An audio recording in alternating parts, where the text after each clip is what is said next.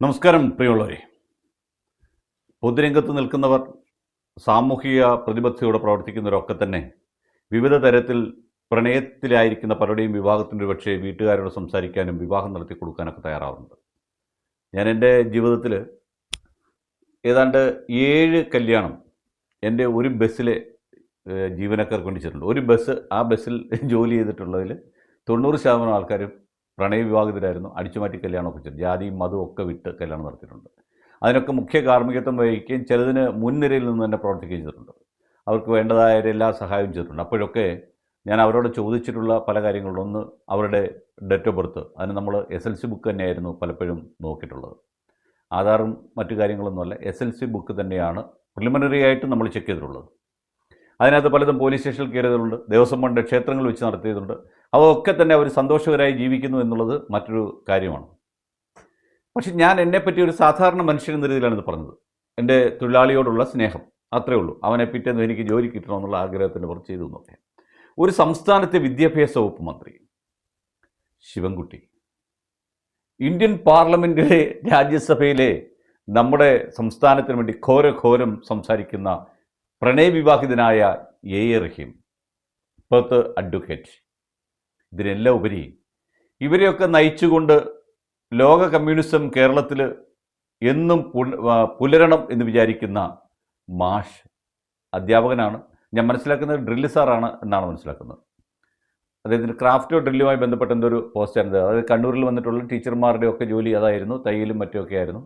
ഇടയ്ക്ക് പറയാൻ വേറൊരു ഡോക്ടർ ഉണ്ടല്ലോ, സാമ്പത്തിക ശാസ്ത്രത്തിൽ അഗ്രഗണ്യൻ എന്ന് പറഞ്ഞ്, അദ്ദേഹത്തിന് സാമ്പത്തിക ശാസ്ത്രത്തിൽ യാതൊരു ബന്ധവുമില്ല. അദ്ദേഹം കയറുമായി ബന്ധപ്പെട്ട കാര്യത്തിലാണ് ഡോക്ടറേറ്റ് എടുത്തിട്ടുള്ളത്. പിന്നെ മാമ്പഴത്തിൻ്റെ പേരിലും മതിലിൻ്റെ പേരിലൊക്കെ എടുത്ത മറ്റു പലരും ഇപ്പോഴും ജീവിച്ചിട്ടുണ്ട്. അതുപോട്ടെ, ഞാൻ പറഞ്ഞു വരുന്നത്, നമ്മുടെ ഈ 3 നേതാക്കൾക്ക് കേരള പോലീസും മഹാരാഷ്ട്ര പോലീസും കൃത്യമായ രീതിയിൽ കാര്യങ്ങളെ നടത്തിയാൽ നേരെ മഹാരാഷ്ട്ര ജയിലിൽ പോയി കിടക്കാൻ ഉണ്ട തിന്നാനുള്ള യോഗമുണ്ട്. വേറൊന്നുമല്ല, ഒരു 16 വയസ്സുള്ള പെണ്ണിനെ പിടിച്ച് ഈ ഊരും പേരും അറിയാത്ത ഒരുത്തിന് കല്യാണം കഴിപ്പിച്ചു കൊടുത്തു. അവനെ കണ്ടാൽ തന്നെ ആരും കല്യാണം കഴിപ്പിച്ചു കൊടുക്കത്തില്ല. അങ്ങനെ ഒരുത്തിന് സുസ്മേരവദനയായ നല്ല കണ്ണുള്ള, തിളക്കമുള്ള കണ്ണുള്ള ഒരു പെൺകുട്ടിയെ, അവർക്ക് 16 വയസ്സേ ഉള്ളൂ, പിടിച്ചങ്ങോട്ട് കല്യാണം കഴിപ്പിച്ചു കൊടുത്തു. കല്യാണം കഴിപ്പിച്ചു കൊടുത്താൽ പറഞ്ഞെന്നറിയൂ, മതേതരത്വം ഈ രാജ്യത്ത് വിളരണം. കാരണം ആ പെണ്ണ് ഹിന്ദുവും ചെറുക്കൻ മുസ്ലിമുമാണ്. അപ്പോൾ ഈ കഴിഞ്ഞ തെരഞ്ഞെടുപ്പിലെങ്കിലും എന്തെങ്കിലും പ്രയോജനം ചെയ്യുമെന്ന് പറഞ്ഞ് പത്രസമ്മേളനം വിളിക്കുന്നു, പത്രക്കാരുടെ മുമ്പിൽ ആടി ആഘോഷിക്കുന്നു. അതിൻ്റെ പിന്നിൽ നിന്നുകൊണ്ട് നമ്മുടെ റഹീം ചിരിക്കുന്നു, മന്ത്രി ശിവൻകുട്ടി ഇങ്ങനെ ചിരിക്കുന്നു. അങ്ങനെ പൊതുവിൽ ഭയങ്കര ഓളമായിരുന്നു.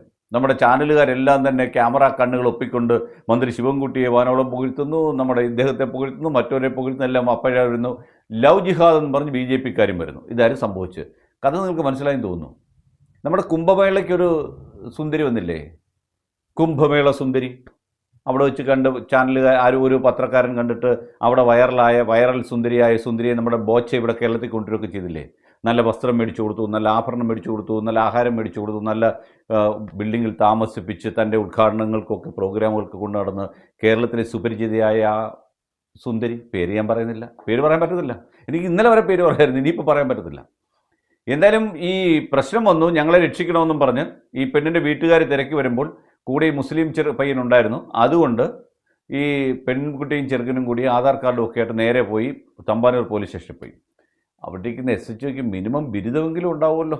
മറ്റുള്ളവരൊക്കെ അല്ലാതെ കറക്കി പിരിച്ചൊക്കെ ഉണ്ടാക്കിയെങ്കിലും ഈ SHO എന്ന് പറഞ്ഞാൽ PSC ടെസ്റ്റ് കഴിയുന്ന ആളായിരിക്കുമല്ലോ. അയാൾ ആധാർ മാത്രം നോക്കി അയാളും 18 വയസ്സെന്ന് കൽപ്പിച്ചു. അങ്ങനെ 1/1/2007 കൃത്യമായിട്ട് ജനുവരി മാസം 1-ാം തീയതി 2008 തന്നെ ജനിച്ച കൊച്ചാണെന്ന് SHO പറയുന്നു. SHO പറഞ്ഞു കഴിഞ്ഞപ്പോൾ വിദ്യാഭ്യാസ മന്ത്രി പറയുന്നു, മന്ത്രിയും പറഞ്ഞു 1/1/2008 കൃത്യം 18 വയസ്സ്. ഇത്ര കൃത്യമായിട്ട് ആ ദിവസത്തിലേക്ക് കൊണ്ട് എത്തിച്ചെന്നുള്ളതാണ്. ഈ വിവാഹം കഴിക്കാൻ വേണ്ടി ഹിന്ദുക്കളുടെ ചില ചെറുപ്പക്കാരൊക്കെ, അവർക്ക് വലിയ വിശ്വാസമൊന്നും ഇല്ലാത്തതുകൊണ്ട് നാൾ മാറ്റുന്ന പരിപാടി ഞാൻ കണ്ടിട്ടുണ്ട്. അതുപോലെ നാൾ മാറ്റുന്ന പരിപാടി കണ്ടിട്ടുണ്ട്. അതുപോലെ ഈ ചിലപ്പോൾ ജനിച്ച ദിവസം ഒന്നായിരിക്കും, അതിനകത്ത് ചിലപ്പോൾ ചില മണിക്കൂറുകൾ അങ്ങോട്ടും ഇങ്ങോട്ടും മാറ്റി നാളെ യോജിപ്പിക്കുന്നവരുണ്ട് എന്ന് പറഞ്ഞ പോലെ. എന്തായാലും ഈ പരിതപ്രജ്ഞരായ മതേതരവാദികളായ കമ്മ്യൂണിസ്റ്റുകാർ എന്ന് സ്വയം പറയുകയും നാട്ടുകാർ ജയ് വിളിക്കുകയും ചെയ്യുന്ന മന്ത്രി ഉൾപ്പെടെയുള്ളവർ ഈ കല്യാണത്തിന് നേതൃത്വം കൊടുക്കുകയും, സ്നേഹിക്കുന്നവരെ എന്നും ഞങ്ങൾ കൂട്ടിച്ചേർത്തിട്ടേ ഉള്ളൂ, സാധാരണഗതി മോരുമെള്ളം നാരങ്ങ വെള്ളമൊക്കെയാണ് കൊടുക്കുന്നത്, ചുവപ്പ് ഹാരമേ ഇടിക്കത്തുള്ളൂ, ഇതൊക്കെ ചെയ്ത് ഒരു ക്ഷേത്ര സന്നിധിയിൽ കൊണ്ടുവച്ച് കല്യാണം കഴിപ്പിച്ചു. പിന്നെ മന്ത്രിയും സംഘാംഗങ്ങളും പോലീസും ഒക്കെ വന്നപ്പോൾ ഈ ക്ഷേത്ര ഭരണസമിതിക്ക് പിന്നെ ഒന്നും നോക്കാനില്ലല്ലോ, ഇവരെല്ലാം നോക്കി വെച്ചേക്കുന്നല്ലോ. അവർ അവിടെ വെച്ച് കല്യാണം നടത്തിക്കൊള്ളും. ഇത് ദേവനെ അറസ്റ്റ് ചെയ്യാൻ പറ്റാത്തതുകൊണ്ട് ദേവൻ രക്ഷപ്പെടും. എന്തായാലും ഈ വിവരം അറിഞ്ഞ് മഹാരാഷ്ട്ര പോലീസ് അവിടെ ഒരു എഫ്ഐആർ ഇട്ടു. അത് ഞാനൊരു വീഡിയോ ആയിട്ട് പറഞ്ഞിരുന്നു. ദേശീയ പട്ടികജാതി കമ്മീഷൻ അതിനകത്ത് കേസെടുത്തു. ആ എഫ്ഐആർ വന്നു. അന്വേഷണം കേരളത്തിലേക്ക് വ്യാപിച്ചു. ഭാഗ്യമുണ്ടെങ്കിൽ നമ്മുടെ ഈ 3 സഖാക്കൾക്ക് വരും ദിവസങ്ങളിൽ അതിൽ നമ്മുടെ ഈ ശിവൻകുട്ടിച്ചേട്ടൻ ജയിക്കത്തില്ലെന്നാണ് പറയുന്നത്. സാധ്യതയില്ല എന്ന് പറയുന്നു. കാരണം ആൾക്കാർ അദ്ദേഹം രോഗത്തിന് അടിമയാണെന്നും അതുകൊണ്ട് ചെറുപ്പക്കാരനായ ഒരാൾ വരട്ടെ, വിദ്യാഭ്യാസവും സംസ്കാര സമ്പന്നനും നാട്ടുകാരുടെ ഇടപെടാനൊക്കെ അറിയാവുന്ന ഒരാൾ വരട്ടെ. മറ്റേയാൾ NDA സ്ഥാനാർത്ഥി എന്നൊരു ബിസിനസ്സുകാരനാണ്, അയാൾ തങ്ങൾക്ക് ഒരിക്കലും പ്രാപ്യമായിരിക്കില്ല എന്ന് മനസ്സിലാക്കിക്കൊണ്ട് ശബരിനാഥനെ ജയിപ്പിക്കാനുള്ള സാധ്യത അവിടെ ഉണ്ട് എന്നാണ് അവിടുത്തെ അടിയൊഴുക്കുകൾ നമുക്ക് മനസ്സിലാക്കുന്നത്. എന്തായാലും ശിവൻകുട്ടിച്ചേട്ടന് വരും ദിവസങ്ങളിൽ ഇവർക്ക് നേരെ പോയി മഹാരാഷ്ട്ര പോലീസിലും കോടതിയിലൊക്കെ പോകാനുള്ള അവസരവും പോക്സോ ആയതുകൊണ്ട് വേണമെങ്കിൽ പിടിച്ചകത്തിടാനുള്ള അവസരവും ഉണ്ട്. മിക്കവാറും ജയിലിലേക്ക് പോകാനുള്ള സാധ്യതയാണ് കൂടുതലായി കാണുന്നത്. കാരണം വ്യത്യസ്തമായ നിയമം ആർക്കും പാടില്ലല്ലോ. ഇതാണ് കൊടുത്ത കൊല്ലത്തും കിട്ടുമെന്ന് പറഞ്ഞു. യവന്മാരൊക്കെ കാരണം പലരും ജയിലിൽ കിടന്നിട്ടുണ്ട്. യവന്മാരുടെയൊക്കെ കയ്യിലിരിപ്പുകൊണ്ട് വെഞ്ഞാറമൂട് കൊലപാതകത്തിൻ്റെ കാരണങ്ങളൊക്കെ നമ്മൾ നോക്കണം. അതിനകത്തൊക്കെ ആരാണ് പങ്കെടുത്തതെന്നും യഥാർത്ഥ പ്രതികളെ ആര് ഒളിപ്പിച്ചെന്നും നോക്കണം. ദൈവം പിന്നെയല്ല ഇപ്പം അപ്പം കൊടുക്കുക, ഒരു 10 വർഷത്തിലേക്കും കൊടുത്ത് തീർക്കുകയല്ല.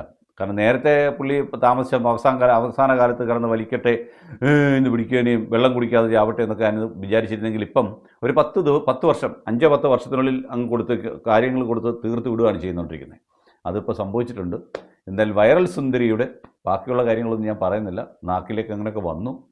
പക്ഷേ ഒരു പെൺകുട്ടിയെ ബലാത്സംഗം ചെയ്യാനും ഇവർ കൂട്ടുനിന്നു എന്നാണ് എൻ്റെ ആക്ഷേപം. 16 വയസ്സുള്ള പെൺകുട്ടിയെ പോക്സോ കേസനുസരിച്ച് പോക്സോയുടെ പരിധിയിൽ വരുന്ന കുട്ടിയെ ഒരുത്തിന് കല്യാണം കഴിച്ചു കൊടുക്കുമ്പോൾ കാണിക്കേണ്ടതായ മിതത്വവും അതിലെല്ലാം ഉപരി നോക്കേണ്ടതായ രേഖകളും നോക്കാത്ത ഈ സാർമാർ 16 വയസ്സുള്ള പെൺകുട്ടിയെ ഒരു ആളും പേരും നൂറും യുവമാർക്കൊന്നും അറിയാത്ത, ഇവർക്ക് ഇവനെ പറ്റി ഒന്നും അറിയാത്ത ഒരുത്തിന് എങ്ങാണ്ടും തോന്നൊരു പെണ്ണിനെ പിടിച്ചുകൊണ്ട് വന്നപ്പോൾ അവന് നിയമപരമായി എല്ലാ ദിവസവും അല്ലെങ്കിൽ അവൻ ഇഷ്ടമുള്ള സമയത്ത് അവളെ റേപ്പ് ചെയ്യാനുള്ള അവസരമാണ് ഈ പറഞ്ഞ സഖാക്കളും തമ്പാനൂർ പോലീസും ചെയ്തു കൊടുത്തിരിക്കുന്നത്. എന്തായാലും മഹാരാഷ്ട്ര പോലീസ് ഇച്ചിരൂടെ മാന്യമായി പെരുമാറുമെന്ന് ഞാൻ വിശ്വസിക്കുന്നു. ഇടിയൊന്നും കിട്ടിയില്ലെങ്കിലും ജയിൽ ഉറപ്പായിട്ടുണ്ട്. അപ്പോൾ ഇത് കാണുമ്പോൾ ഇതൊക്കെ കാണുമ്പോൾ ചിരിക്കുന്ന ചിലരൊക്കെ നമ്മുടെ നാട്ടിലുണ്ടാവും. വിശേഷിച്ച് പത്തനംതിട്ടയിലേക്ക് തന്നെ കാണും എന്നാണ് എനിക്ക് മനസ്സിലാകുന്നത്.